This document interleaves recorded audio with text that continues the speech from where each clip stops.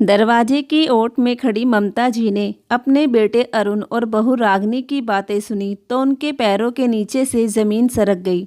सबके खाना खाने के बाद ममता जी पानी लेने रसोई में जा रही थी कि तभी रागिनी अपने पति अरुण से कह रही थी, अरुण, अब कुछ ही दिनों की बात है, मैंने तो माँ जी को अपनी चिकनी चुपड़ी बातों में फंसाकर शीशे में उतार लिया है। तुम्हें श्रवण कुमार बनने का नाटक करते रहना है। बस फिर जैसे ही गुड़िया बड़ी हो जाएगी हम धीरे से बातों ही बातों में बहला फुसलाकर इनको गांव भेज देंगे। वैसे भी इनका साधारण सा पहनावा और रहन सहन मुझे तो बिल्कुल भी अच्छा नहीं लगता, लेकिन क्या करें, फुल टाइम मेड भी तो इतनी जल्दी और विश्वास वाली मिलती ही नहीं है, इसलिए इन्हें गुड़िया के खातिर झेलना पड़ रहा है।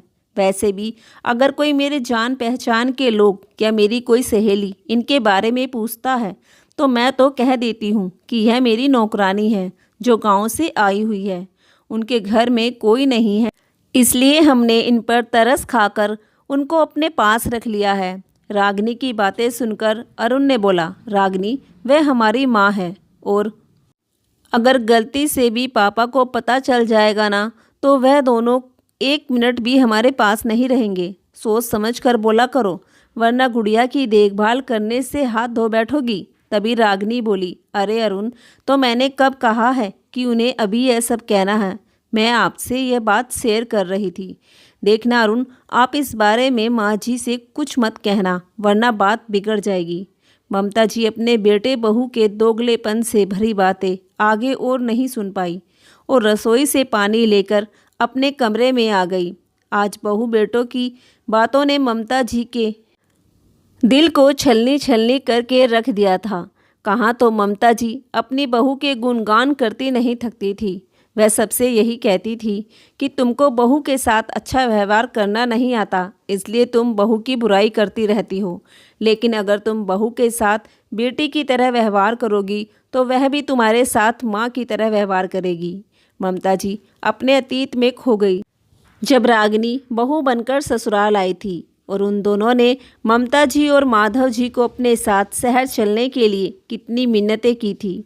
और बहू तो ऐसी बातें करती जैसे उसके शब्दों से शहद टपक रहा हो।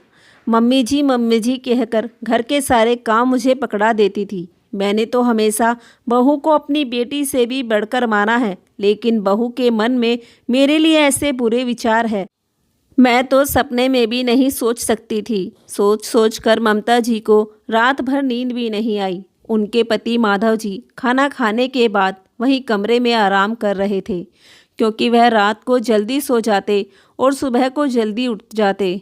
ममता जी खुली आंखों से अभी भी उस दिन को याद कर रही थी जब वो बहू के प्यार में अंधी थी। माँ जी, आज गुड़िया को फीडिंग कराते देर हो गई। मैंने उसकी दूध की बोतल भर दी है, लीजिए, अगर कोई परेशानी हो तो कॉल कर दीजिएगा। कोशिश करूँगी जल्दी आने की। मैंने सारा राशन ऑर्डर कर दिया है, डिलीवरी ले लीजिएगा। रागिनी के हाथ से गुड़िया को लेते हुए ममता जी बोली, अरे तो इतनी चिंता क्यों करती हो बहू, आराम से ऑफिस जाओ, मैं हूँ ना, यहाँ सब संभाल लूँगी। रागिनी मुस्कुरा दी और गाड़ी की चाबी लेकर टिफ़िन और पानी की बोतल लेकर चली गई। एक बार ममता जी की ननद रमा जी कुछ दिन रहने के लिए अरुण और रागिनी के घर आई हुई थी। सीधी सादी ममता जी सुबह उठकर नाश्ता तैयार करती तो कभी गुड़िया को संभालती तो कभी घर के बाकी काम करती। यह सब सोफे पर बैठी रमा जी देख रही थी। उन्हें ममता जी का भोलापन देखकर उन पर तरस आ रहा था। उन्होंने कई बार ममता जी को बहू बेटे की सच्चाई के बारे में आग्रह भी किया। उन्होंने खूब समझाया, देखो भाभी, तुम शुरू से ही बहुत ही सीधी सादी रही हो, इसलिए हर कोई तुम्हें उल्लू बना जाता है। तुम्हारी बहू तुमसे मीठी मीठी बातें करके कब अपना काम निकलवा लेती है तुमको पता ही नहीं चलता। और ऊपर से बच्चे का काम कितना होता है, दिन भर थक जाती होंगी, और जब उसका काम निकल जाएगा देखना वह कैसे तुम्हें घर से बाहर निकाल देगी। ममता जी अपनी ननंद पर गुस्सा होते हुए बोली, नहीं जीजी, मेरी बहू बहुत अच्छी है, वह दूसरों की बहू जैसी नहीं है। शादी को 2 साल हो गए, लेकिन रागिनी ने शिकायत का कोई मौका नहीं दिया है। हमारे परिवार में ऐसे घुल मिल गई है जैसे चाय में चीनी। ममता जी कभी भी किसी से भी अपनी बहू की बुराई नहीं सुनती थी, क्योंकि वह अपनी बहू को बहुत अच्छा और संस्कारी मानती थी, क्योंकि रागनी ने अपनी चिकनी चुपड़ी बातों में उन्हें फंसा जो लिया था।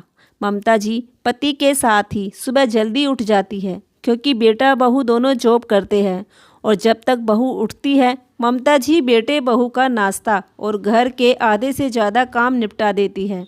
अगले दिन सुबह जब माधव जी उठे तो देखा ममता जी जाग रही थी और उन्हें भयंकर बुखार था और उनकी आंखें लाल हो रही थी। उन्होंने थर्मामीटर से बुखार चेक किया तो 105 डिग्री सेल्सियस बुखार था। इतना तेज बुखार देखकर माधव जी घबरा गए। अपने बेटे अरुण को जगाने के लिए जाने लगे तो ममता जी ने हाथ के इशारे से मना कर दिया और सुबह होने का इंतजार करने के लिए कहा। जब सुबह हुई तो रागनी ने देखा आज तो रसोई में कोई हलचल नहीं है। उसे तो लगा कि माँ जी ने सारा खाना बना लिया होगा और फुर्सत में बैठ गई होगी। वह गुड़िया को लेकर सीधे ममता जी के कमरे में गई। वहाँ का नज़ारा देखकर तो उसके पैरों तले ज़मीन ही खिसक गई। ममता जी दर्द से कराह रही थी और माधव जी उनके माथे पर गीले कपड़े की पट्टी बदल बदल कर लगा रहे थे। सास का हाल चाल बिना पूछे ही वह वापस रसोई में आ गई और आकर देखा तो रसोई में कुछ भी नहीं बना था। सारे बर्तन खाली पड़े थे। वह गुस्से में तमतमाती हुई अपने कमरे में गई और अपने पति अरुण को झकझोरते हुए उठाया। अब मैं घर में रहकर खाना बनाऊं या ऑफिस जाऊं? तुम्हारी माँ ने अभी तक कुछ भी नहीं बनाया है। अरुण ने बाहर से खाना ऑर्डर करके मंगवा लिया, लेकिन अब ममता जी दिन पर दिन कमज़ोर होती जा रही थी, क्योंकि ना चाहते हुए भी उनके कानों में बेटे बहू की वही बातें गूंजती रहती थी। इसलिए अब वो पहले जैसी चुस्त दुरुस्त नहीं थी। बीमार रहने की वजह से अब उनसे घर के काम भी नहीं होते थे। रागनी ने देखा माँ जी तो अब किसी काम की नहीं रही, इन पर पैसे खर्च करना बेकार है, तो उसने गुड़िया को डे केयर स्कूल में डाल दिया। और अब ना तो वह अपनी सासू माँ से ढंग से बात करती थी, ना ही ससुर से। एक दिन तो उसने उन्हें घर से निकल जाने के लिए कह दिया, जिससे आहत होकर माधव जी अपनी पत्नी को लेकर अपने पुश्तैनी मकान, जो कि गांव में था, वहां चले गए। ममता जी ज़्यादा बीमार रहने लगी थी तो माधव जी ने उनके इलाज में पैसा लगाने में कोई कमी ना छोड़ी। अपनी सारी जमा पूंजी, यहाँ तक कि ममता जी के गहने जेवर तक बेचकर ममता जी के इलाज में खर्च कर दिए थे। धीरे धीरे ममता जी की हालत में सुधार आने लगा था। एक दिन उनके समधी के यहाँ से निमंत्रण आया। रागनी की छोटी बहन की शादी थी तो जाना भी जरूरी था, इसलिए दोनों बुजुर्ग वहाँ चले गए। दोनों ने साधारण से ही कपड़े पहने हुए थे। गहने जेवर के नाम पर भी ज़्यादा कुछ नहीं था। रागनी ने जब अपने सास ससुर को ऐसे फटे हाल में देखा तो नाक भौं सिकोड़ते हुए ऐसे चली गई जैसे वह उन लोगों को जानती भी ना हो। वहीं पास में ही उनकी पोती खेल रही थी तो ममता जी ने उसे अपनी गोद में उठा लिया। दोनों दंपत्ति अपनी पोती को लाड दुलार करने लगे। तभी रागनी की नज़र जब उन पर पड़ी तो गुस्से से उनके पास गई और उनकी गोद से गुड़िया को छीनते हुए बोली, खबरदार जो मेरी बेटी को हाथ लगाया तुमने। मैं नहीं चाहती कि यहाँ किसी को भी पता लगे कि तुम दोनों मेरे सास ससुर हो। अपनी हालत देखी है? भिखारी लग रहे हो, भिखारी। तुम्हारी औकात नहीं है ऐसी लग्जरी पार्टी अटेंड करने की। लेकिन अब आ गए हो तो चुपचाप एक कोने में बैठे रहो और सुबह होते ही यहाँ से रवाना हो जाना। और उसने अपने सास ससुर को खूब खरी खोटी सुनाई। उनकी बेइज्जती करने में रागनी ने कोई कसर नहीं छोड़ी थी। रागनी लगातार उनका अपमान किए जा रही थी। अरुण भी चुपचाप उनका अपमान होते हुए देख रहा था। यह बात दोनों दंपत्ति के सीने में सौ वार कर रही थी। अब और ज़्यादा अपमान वह सहन नहीं कर सकते थे, इसलिए रातों रात दोनों बुजुर्ग दंपत्ति वहाँ से निकल गए। आज उनके आत्मसम्मान को बहुत ठेस पहुँची थी। माधव जी बहुत ही मेहनती इंसान थे। खेती बाड़ी का काम उन्हें बहुत अच्छे से आता था। उन्होंने फिर से पूरी मेहनत और लगन से अपने खेतों में काम करना शुरू किया। कुछ ही समय में माधव जी और ममता जी की मेहनत रंग लाई और आमदनी बढ़ने लगी तो वह और भी उत्साह के साथ ज़्यादा काम करने लगे। आमदनी अच्छी होने के कारण अब तो खेतों में नौकर चाकर काम करने लगे। माधव जी का काम तो बस हिसाब किताब का रह गया था। धीरे धीरे तरक्की बढ़ती गई। गांव के कच्चे घर की जगह उन्होंने बहुत बड़ा आलीशान घर बनवा लिया। जो कुछ भी उन्होंने खोया था वह सब आज उन्होंने अपनी मेहनत से पा लिया था। आज उनके पास गाड़ी, बंगला, गहने से लेकर किसी भी चीज़ की कोई कमी नहीं थी। वहीं दूसरी तरफ रागिनी का ऑफिस किसी कारण बंद हो गया, इसलिए वह घर पर ही रहने लगी, जिससे उसे जेब खर्च के लिए भी पैसे बड़ी मुश्किल से मिलते थे। और अरुण जिस कंपनी में काम कर रहा था वह भी घाटे में चलने लगी थी, इसलिए उसकी तनख्वाह भी आधी कर दी गई थी। वहीं गुड़िया भी स्कूल जाने लगी थी तो उसके भी खर्चे बढ़ गए थे। जब अरुण को अपने माता पिता की तरक्की के बारे में पता चला तो आज उसको भी अफसोस हो रहा था कि समय रहते मैंने अपने मम्मी पापा के इंसाफ के लिए कदम क्यों नहीं उठाया। अगर मैंने उनके लिए कदम उठाया होता तो आज मेरे माँ बाप मेरे साथ होते और मैं ऐसे दर दर की ठोकरें नहीं खाता फिरता। तभी एक दिन हिम्मत करके दोनों बेटा बहू अपने माता पिता के पास गए। जैसे ही दोनों घर के अंदर घुसे तो घर को चारों तरफ से देखते ही रह गए। माधव जी ने घर में वह सारी सुविधाएं कर दी थी जो अरुण के घर में भी नहीं थी। रागिनी और अरुण बोले, माँ हम बर्बाद हो गए। माँ अब तो आप और पिताजी ही हम लोगों का सहारा है। कहते हुए रागिनी तो अपनी सासू माँ के पैरों में गिरकर रोने लगी। माँ जी मुझे माफ़ कर दो। उस दिन पार्टी में मैंने आपका अपमान किया, उसके लिए मैं बहुत शर्मिंदा हूँ। बहू उन बातों को बोलकर अब कोई फ़ायदा नहीं है। एक बार तीर कमान से निकल जाता है तो वापस नहीं आता। ठीक उसी प्रकार जो शब्द तुमने बोले थे वह वापस तो नहीं आ सकते, लेकिन तुम्हें अपनी गलती का एहसास हो गया है, वही बहुत है। रागिनी मन ही मन खुश हो रही थी। उसने सोचा कि सासू माँ ने मुझे माफ़ कर दिया है। ममता जी बोली, बहू आज मेरे और तुम्हारे ससुर जी की शादी की 50वीं सालगिरह है। तुम्हारे ससुर ने एक होटल बुक किया है। पार्टी तो साधारण सी है, मन हो तो चलना, कहकर वह अपने कामों में लग गई। शाम होते होते ममता जी ने सबसे महंगी साड़ी पहनी और सोने चांदी हीरो के गहने पहने के बावजूद भी 3-3 सेट और बचे हुए थे। रागिनी ममता जी के गहने देखकर दंग रह गई।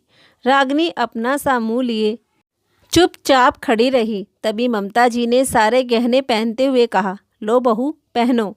ये सारे गहने तुम्हारे ससुर जी ने अपनी कमाई से बनवाए हैं, किसी ने खैरात में नहीं दिए हैं और ना ही कहीं के चोरी किए हैं। और मेरे पास साड़ी तो साधारण सी ही है, यही कोई 25,000 की होगी।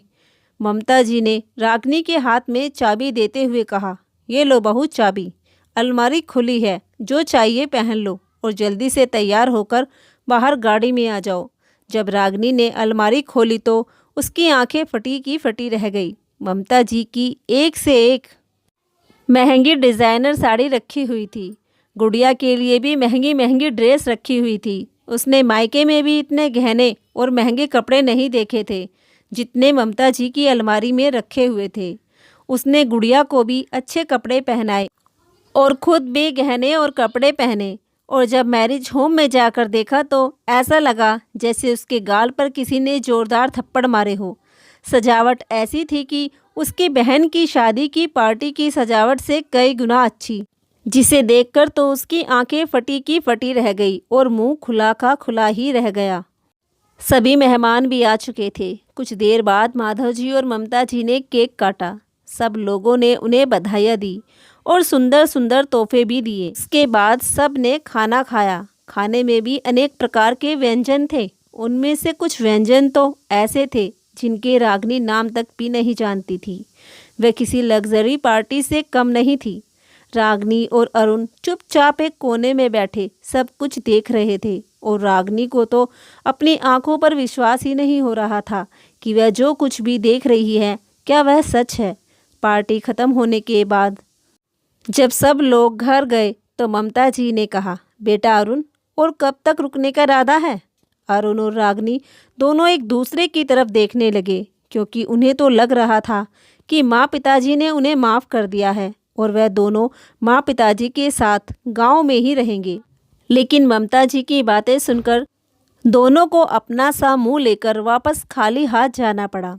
तो दोस्तों, जीवन में कभी भी किसी चीज़ का घमंड नहीं करना चाहिए, क्योंकि किस्मत बदलते देर नहीं लगती। समय का कुछ पता नहीं कब कौन राजा और कौन रंक हो जाएगा, ये कोई नहीं जानता। बस हमें अपने कर्म अच्छे करने चाहिए, क्योंकि कर्म अच्छे करेंगे तभी तो फल अच्छे मिलेंगे। तो दोस्तों, आप लोगों को ये कहानी कैसी लगी प्लीज़ कमेंट बॉक्स में ज़रूर बताइए, और कहानी पसंद आई हो तो लाइक शेयर सब्सक्राइब ज़रूर कर दीजिए। धन्यवाद।